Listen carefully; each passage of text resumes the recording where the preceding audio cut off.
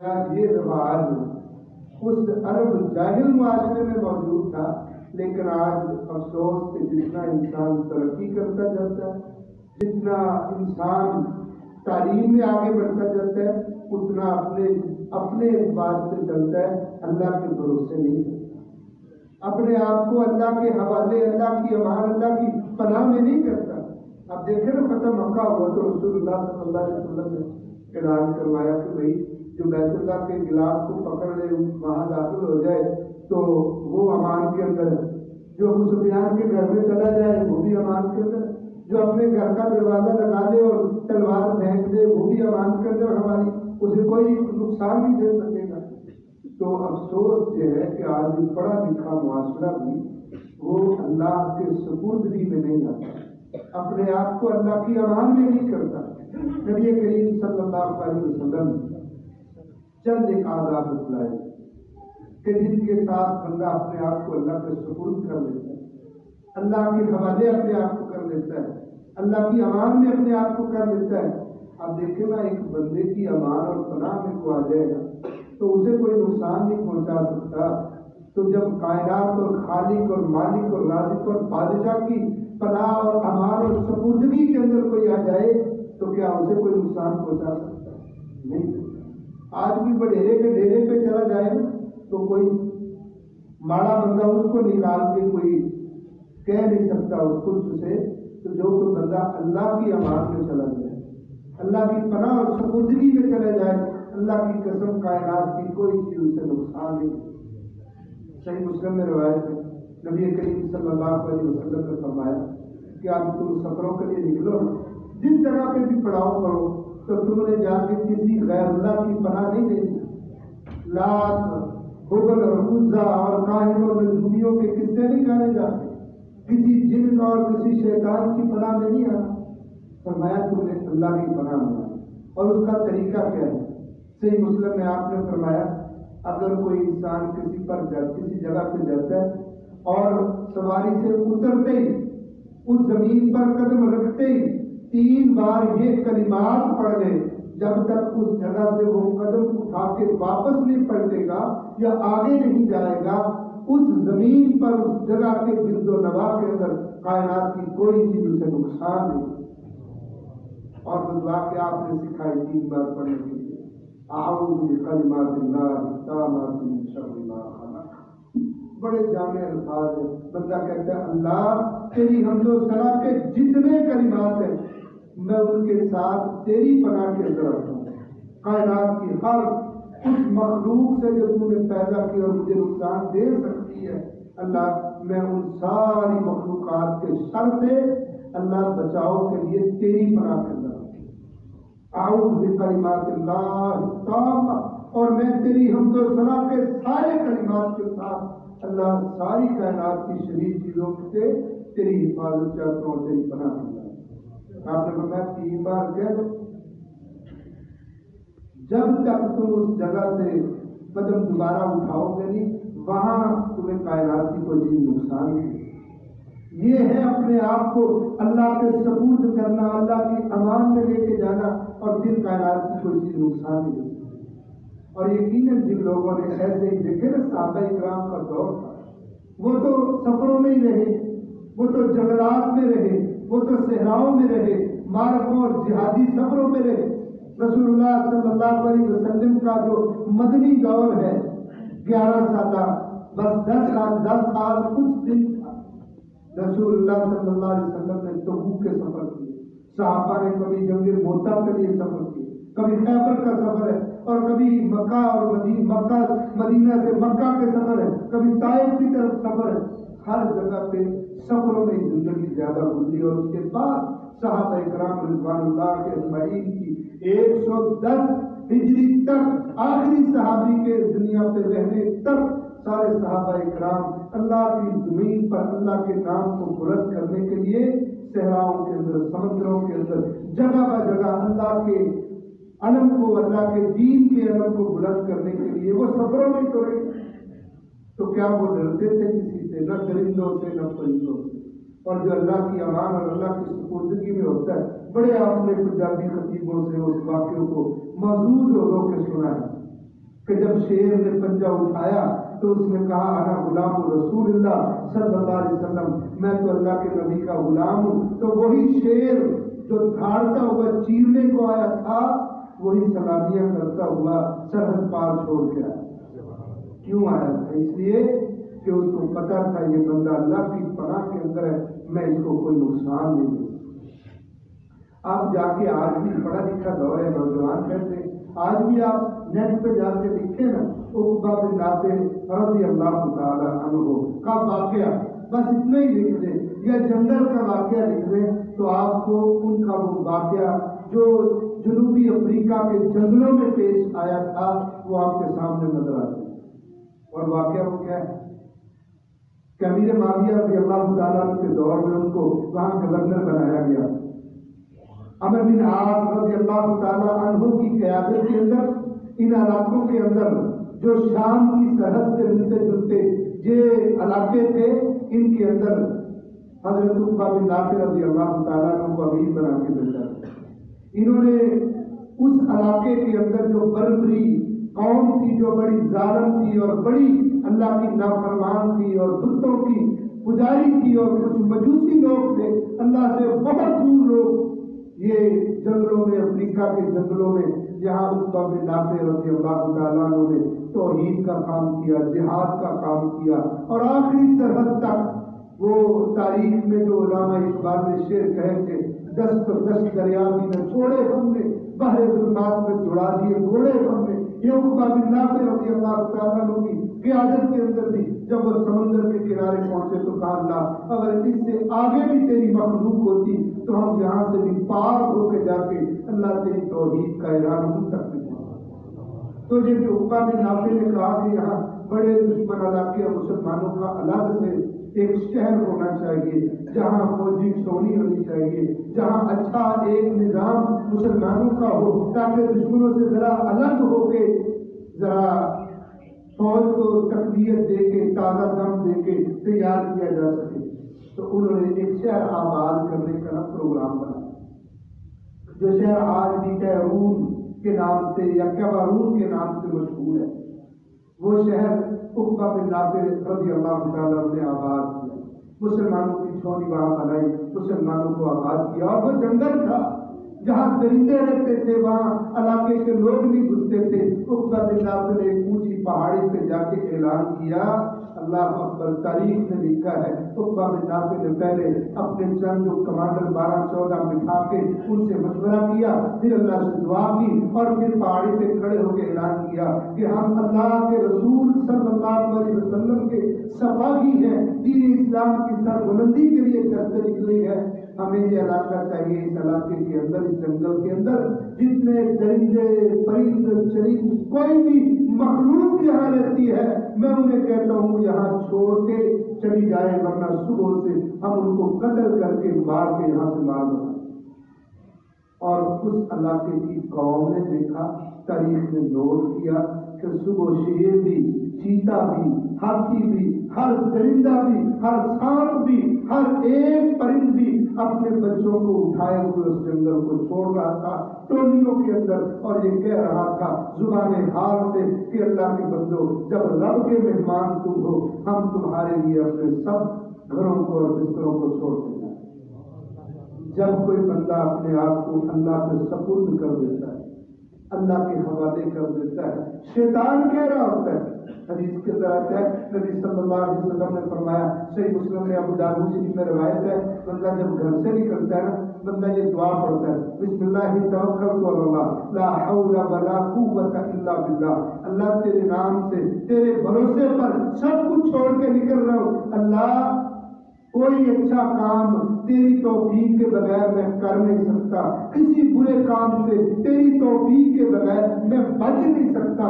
بس یہ عزم کر کے بندہ نکلتا ہے تو اللہ کے فرشتے اس کے لیے کہہ رہے ہوتے ہیں کفیتا، جو تم نے مانگا تمہیں مل گیا، یہ کافی ہو گیا. وقیتا، تمہیں ہر شر سے بچا لیا گیا. وتنہا عنہ شیطان، تجھے شیطان سے دور کر دیا گیا. اب جا اللہ کے حوالے، تو جہاں جانا چاہتا ہے، نہ تجھے اگلے کی فکر ہوگی نہ تجھے پچھلے کی فکر ہوگی. جا تو اللہ کی سپردگی میں آ چکا. تو یہ کلمے کون سے پڑھنے ہیں جب نکلنے گھر سے؟ بسم اللہ توکلت علی اللہ لا حول ولا قوت الا باللہ. چھوٹے چھوٹے کلمے ہیں مگر ہم اللہ سے دور ہیں، اللہ کی سپردگی اور پناہ سے دور ہیں. بندہ گاڑی پہ بیٹھتے تو کیا کہتے ہیں؟ بسم اللہ کی مجریہا و مرساہا. اللہ اس کو چلانے والا تو تو ہی ہے. یہ جو میرے ہاتھ کے اندر اس کا اسٹیئرنگ ہے یہ تو ایسے ہی ہے، نہ انجن کے سہارے نہ قوت بازو چلی جا رہی ہے خدا کے سہارے. یہ گاڑیاں تو تھوڑی چلاتا ہے، یہ تو میرے رب کے سہارے چلتی ہیں، اور جب رب چلاتا ہے تو چلتی ہے، ورنہ تو جہاں چاہے وہ رک جاتی ہے اور تو اس کو آگے نہیں لے جا سکتا. بندہ جب تیری دعا پڑھتا ہے سفر کے لیے نکلتا ہے کہیں نکلتا ہے. اب دیکھیں نا آزمائش آنا یہ اللہ کی طرف سے ہے.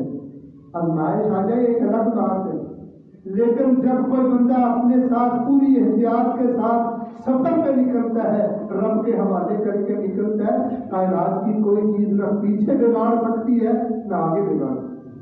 آپ نے سارے ہم مریض تھوڑے دن پہلے دیکھا ہے لوگوں کے ساتھ کیا ہوا. آزمائشیں اپنی جگہ پہ ہیں لیکن ہماری بے احتیاطیاں بھی تو موجود ہیں.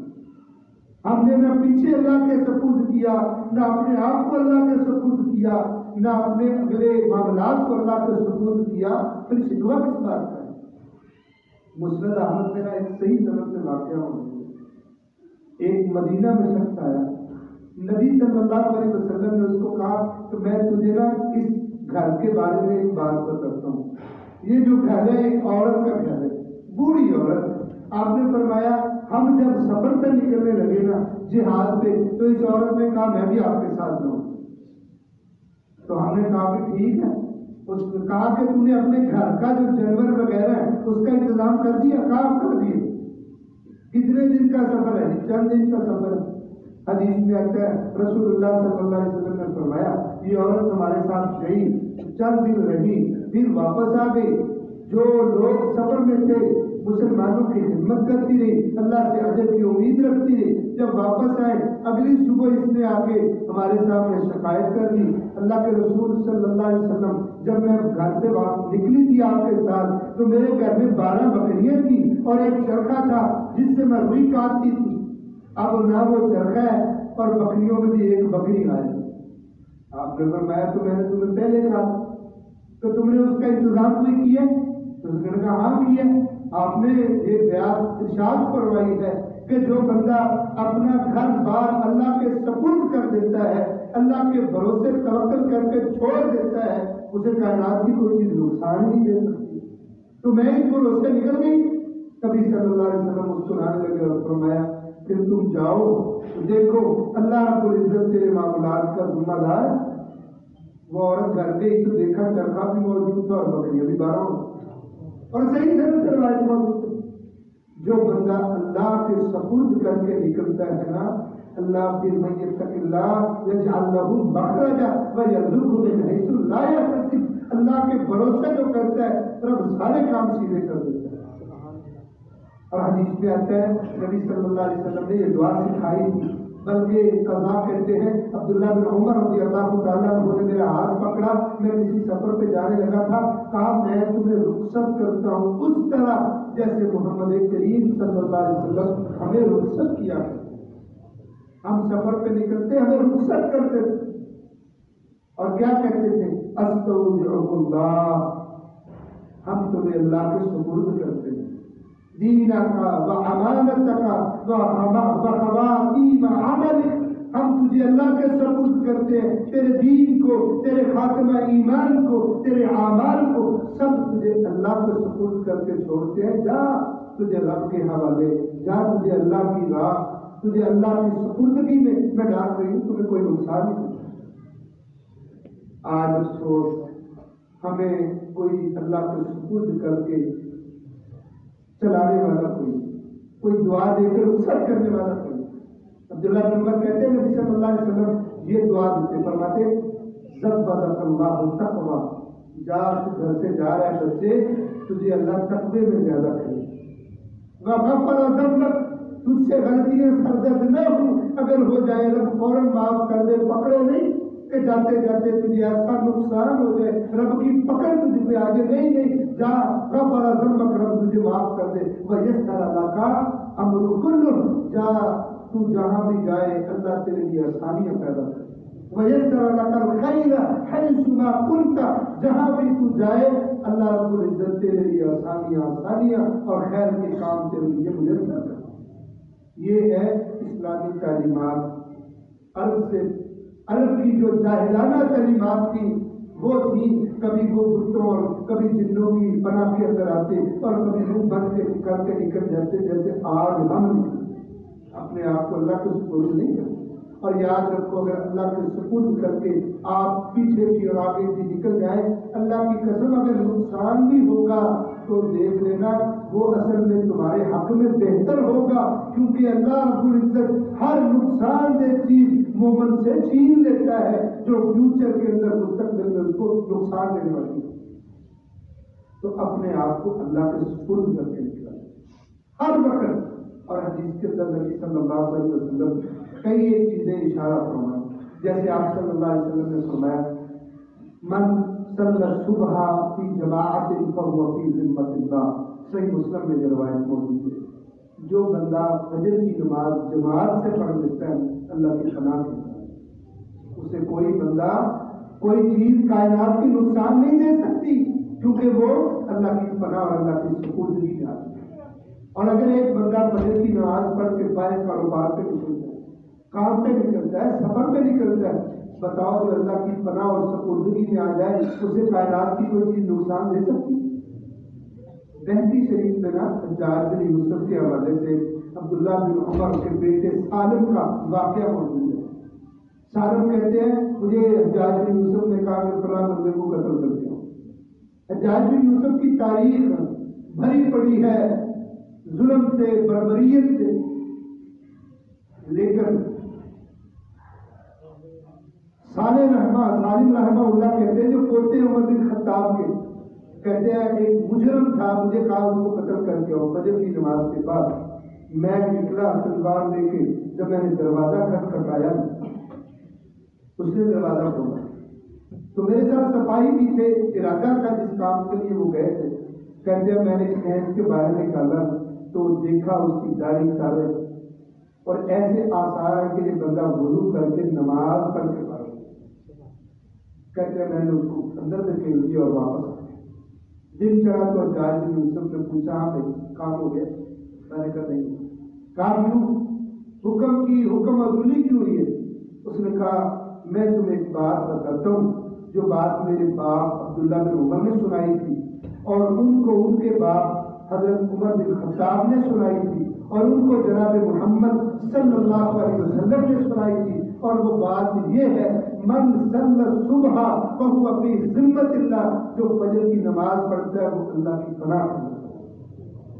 تو کہتے ہیں آپ تم مجھ کو بتاؤ، میں نے اس کو دیکھا وہ اللہ کی پناہ میں آ چکا تھا نماز پڑھ کے، اب میں اللہ کی پناہ سے کھینچ کے اس کو قتل کر کے آتا اللہ کی عدالت میں جواب دوں۔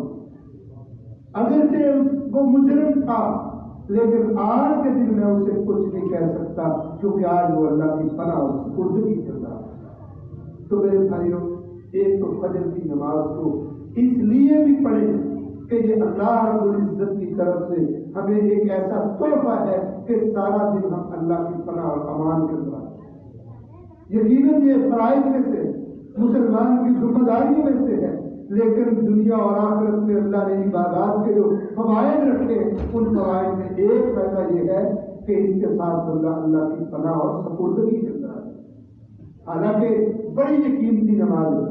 نبی صلی اللہ علیہ وسلم نے فرمایا بندہ اگر تھوڑی سی محنت کر لے، جامع ترمذی کی روایت ہے من صلی الصبح فی جماعت ثم قعد يذكر الله حتى تطلع الشمس ثم صلى ركعتين فاجره كاجر حجۃ وعمرہ، جو بندہ فجر کی نماز پڑھ کے بیٹھا رہتا ہے اپنی جگہ پہ اللہ کا ذکر کرتا رہتا ہے، سورج چڑھ جاتا ہے، پھر دو رکعت نماز اشراق پڑھتا ہے، گھر واپس پلٹتا ہے، اللہ ایک حج اور ایک عمرے کا ثواب دیتا ہے۔